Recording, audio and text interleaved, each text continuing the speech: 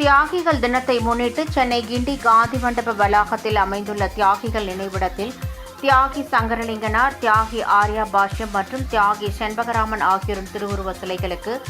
ஊரக வளர்ச்சி மற்றும் நீர்வளத்துறை அமைச்சர் ஆனந்த் மலர் தூவி மரியாதை செலுத்தினார்.